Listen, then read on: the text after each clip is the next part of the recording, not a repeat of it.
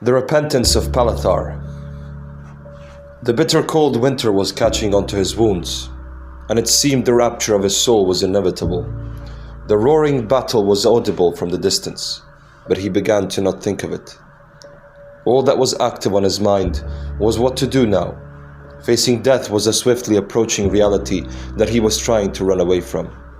But the harder he tried, the worse the pangs of oblivion scratched at his life force. A defeat. The battalion he fought for was massacred, and those that survived were inaudible. He was among them, but the unity of Esmeralda's grace waned off in his senses, and he felt lonesome again after 2 months of complete loss of his own self. This defeat was a victory for his free will. He fell to the earth and began to crawl until he reached a tree. Resting underneath that tree, he heard and sensed the cold wind cutting down on the sides of his body.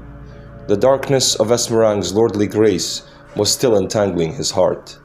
Something moved in his soul, a mysterious whisper, a light that sprung in the whirlwind of his thoughts like an angelic grace to pull him out of misery.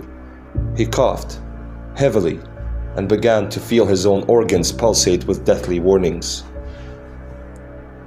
"My lord." Words of complete weakness before certainty flowed upon his tongue in despair, and a gasping breath overwhelmed the movements of his lungs.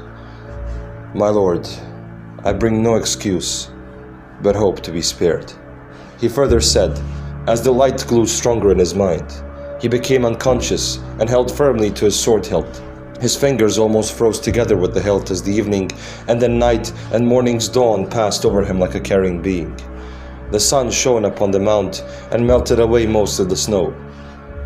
Palathar's neck was covered in the morning's dew from the grass beneath him, and he could sense small droplets of water enter his mouth, almost to the point where they irritated him.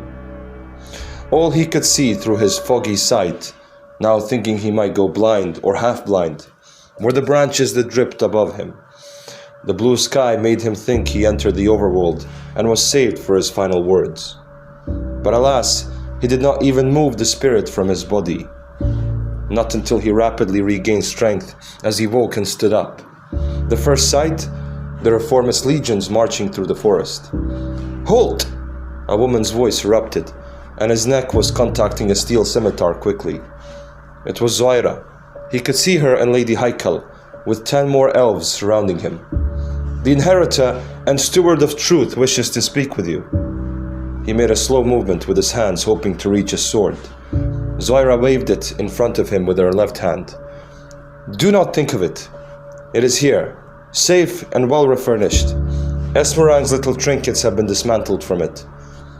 His soul began to spring with hatred as she belittled his master's symbolism, but the fire of penance kept him calm and complacent to Zoira's commands. He patted his chest in sign of grace and camaraderie. The elves offered him water and he drank. Then he was swiftly taken by the elves. "Your freedom is suspended until Master Eotab makes a decision concerning your fate." "Understood," he said. "Keep my sword away from me. I do not wish to use it, but it must be destroyed as the steel is enchanted by Esmeralda's magic." "Take him to the steward," she said, placing the sword in a sheath, as Palathar's mind calmed. "I will dispose of it," Lady Zoira added, and carried the sword away from him. He screamed in agony in the distance as the elves were taking him away. "Keep me away from it, even if I die," Palathar said, as Zoira stood for a moment worried for him. She listened and went away further on. The guards took him away, and as Zoira showered the sword with the Eophias of concentration and fire to destroy it, Palathar let out an agonizing series of shouts, which slowly began to cease. He was taken away and brought to Eotab's camp.